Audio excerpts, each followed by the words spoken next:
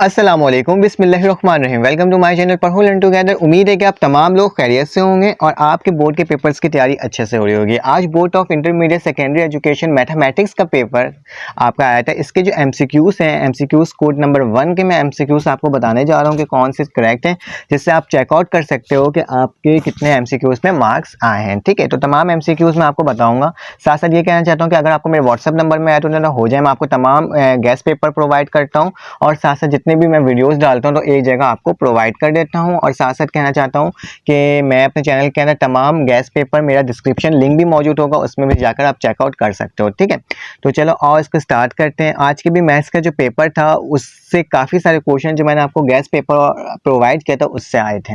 चले आए तो फर्स्ट एमसीक्यूज हमारे पास लिखा हुआ है general term of the sequence. आपको जनरल टर्म ऑफ सीक्वेंस का बताना है 1.2, 2.3, 3.4 का। हमारे पास इसका करेक्ट आंसर है बेटा option number C, N bracket n+1। ठीक है, उसके बाद the value of the F function of x equal to x plus X cube का क्या होता है, हमारे पास ऑड फंक्शन होता है। ठीक है, तो ये हमारे पास ऑड फंक्शन हो जाएगा। उसके बाद हमारे पास है लिमिट लिखा हुआ है 1 + 1 अपॉन n की होल पावर n है, तो ये किसके बराबर होता है, तो ये हमारे पास बराबर होता है e के, तो ये हमारे पास करेक्ट आंसर हो जाएगा। उसके बाद तकरीबन 40 एमसीक्यूज है, 40 एमसीक्यूज को देखेंगे हम लोग। इसमें क्या लिखा हुआ है, जो मैं ब्लू से टिक लगा रहा हूँ ना, वही करेक्ट आंसर है। ठीक है, उसके बाद हमारे पास क्या है, उसके बाद हमारे पास लिखा हुआ है लिमिट x² - 4 अपॉन x-2। इसका आंसर हो जाएगा हमारे पास d, मतलब 4 हो जाएगा इसका आंसर। ठीक है, उसके बाद लिखा हुआ है slope of vertical line. Slope of vertical line हमेशा क्या होती है, अनडिफाइंड होता है, तो इन्फिनिटी आ जाएगा। ठीक है, उसके बाद हमारे पास आ जाएगा if a line a1x plus b1y plus c equal to 0 and a2x plus b2y plus c equal to 0 और परपेंडिकुलर देन, तो हमारे पास ऑप्शन नंबर बी करेक्ट होगा, a1 a2 plus b1 b2 equal to 0। ठीक है, उसके बाद हमारे पास क्या आ जाएगा, slope of the line perpendicular to the line 2x minus y plus 3, तो इसका हमारे पास आंसर होगा 1/2 हो जाएगा इसका, सॉरी -1/2 हो जाएगा। ठीक है, -1/2 हो जाएगा। इसके बाद हमारे पास आ जाएगा इक्वेशन x 1/2 और plus y √3/2 equal to 0 perpendicular form, then the value of sine alpha is, sine alpha की वैल्यू हमारे पास इसकी होगी √3/2। क्या होगी, √3/2 हमारे पास करेक्ट आंसर होगा। उसके बाद हमारे आते हैं नेक्स्ट में, the concurrency of the internal bisector of the angle of a triangle is called, तो हमारे पास इसका जो आंसर होगा वो ठीक आंसर है हमारे पास इन सेंटर है। ठीक है, तो इन सेंटर इसका करेक्ट आंसर। उसके बाद हमारे पास नेक्स्ट एमसीक्यूज आ गया है जिसमें लिखा हुआ है if a, b and c are collinear point the area of a triangle A B is, triangle के कभी भी कोलिनियर हो ही नहीं सकते, तो क्या होगा, एरिया उसका 0 हो जाएगा, क्योंकि ट्राइंगल तो अलग अलग साइड में होते हैं ना, और कोलिनियर मतलब एक ही लाइन में आपके तमाम पॉइंट्स का लाई करना। उसके बाद क्या लिखा हुआ है, एवरी लीनियर इक्वेशन रिप्रेजेंट, हर लीनियर इक्वेशन रिप्रेजेंट करता है, क्या रिप्रेजेंट करता है, स्ट्रेट लाइन को। ये मैंने आपको लास्ट टाइम भी ना एमसीक्यूज में पढ़ाया था, समझाया था, उसमें था ये तमाम चीज़ें। ठीक है, उसके बाद लिखा हुआ है हमारे पास the inclination of line is 135 degree, then slope is, इसका स्लोप कितना बनेगा, इसका स्लोप ऑप्शन नंबर डी हमारे पास करेक्ट होगा -1। उसके बाद क्या लिखा हुआ है, two line represent by ax² plus 2hxy plus by का square equal to 0 will be orthogonal if, कब होगा ये, तो ये होगा a plus b equal to 0। ठीक है, तो इसका आंसर ये हमारे पास करेक्ट होगा। The centroid of the triangle divided the median internally in the ratio of, centroid of the triangle divide किस में करते हैं, मीडियन में, तो वो 2:1। ठीक है, 2:1, ये हमारे पास करेक्ट आंसर हो जाएगा यहाँ तक। अब नेक्स्ट एमसीक्यूज में चलते हैं और देखते होंगे उसमें क्या हमारे पास ऑप्शंस करेक्ट है।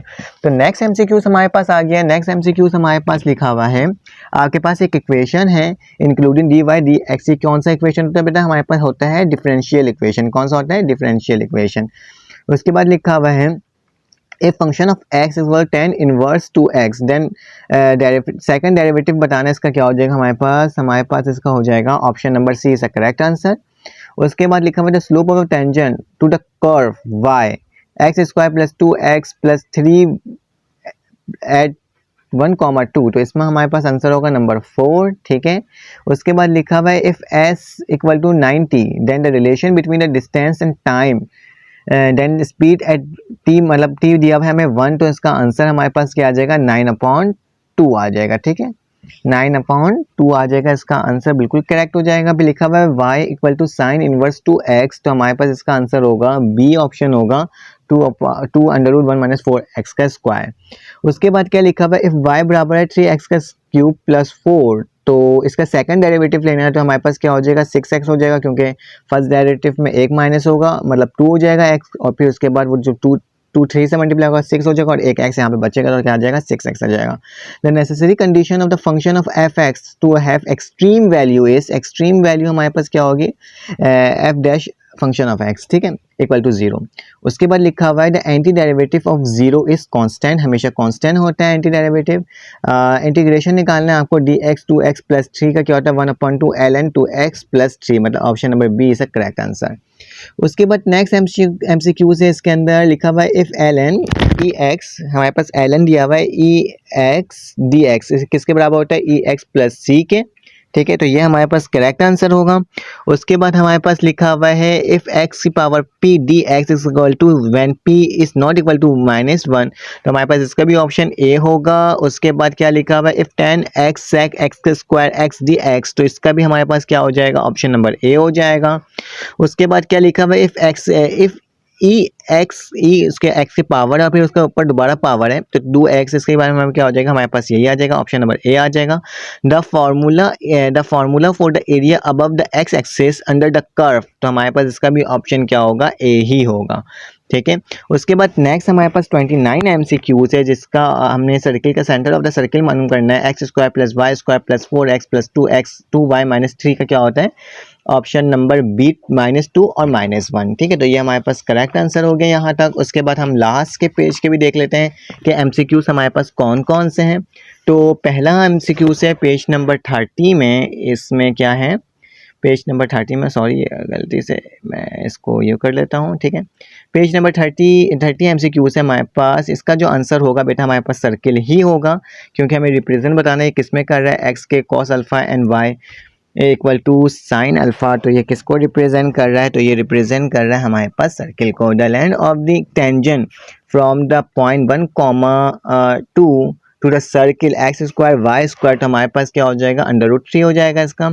The equation of the directors circle of this circle X square plus Y square और आर स्क्वायर, तो इसका ऑप्शन सी हमारे पास करेक्ट होगा। X square plus Y square equal to 2r का स्क्वायर।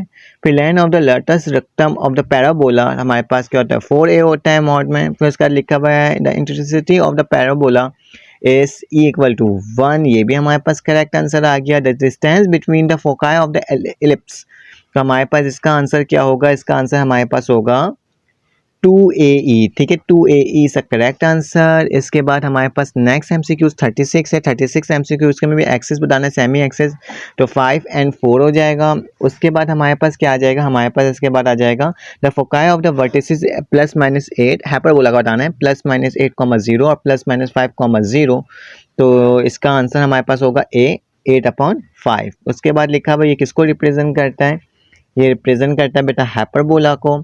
उसके बाद लिखा हुआ है if coordinate of A and B are 2, 3, 1 and 3, 2, 3 represent respectively that A B dash हमारे पास क्या हो जाएगा ऑप्शन नंबर सी करेक्ट होगा। The magnitude of a vector, magnitude of a vector क्या आ जाएगा बेटा हमारे पास 3 आ जाएगा। तो ये तमाम MCQ जो थे ये आपके पेपर में आए थे, जिसके मैंने आपको सोल्यूशन बता दिया है। अगर आप में इसमें से कौन कौन सा आपके MCQs ठीक हैं आपने मुझे कमेंट में करके बताना है, और कितने सही हुए हैं आपके वो भी कमेंट में करके बताना है, ताकि एक तरह से अंदाज़ा हो, क्योंकि 33 मार्क्स आपको चाहिए होंगे 100 में से पासिंग मार्क्स के लिए। तो अभी पता चल जाएगा कि अगर 40 में से आपके 33 MCQs भी ठीक होते हैं तो आप मैथमेटिक्स के पेपर में आपका एग्जाम्स क्लियर हो चुका होगा, ठीक है। तो आपने कमेंट करके बताना है। अगर आपको वीडियो अच्छी लगी तो सब्सक्राइब करना है और साथ साथ बेल के आइकन को क्लिक कर लेना, ताकि तमाम इंपॉर्टेंट तमाम गेस्ट पेपर आपको फ़ौरन से मिल सकें। अपना ख्याल रखिएगा, अपने इर्द गिर्द का ख्याल रखिएगा, इसी तरह सपोर्ट करते रहेगा। फिर आपसे मुलाकात होगी एक न्यू वीडियो में। अल्लाह हाफ़िज़।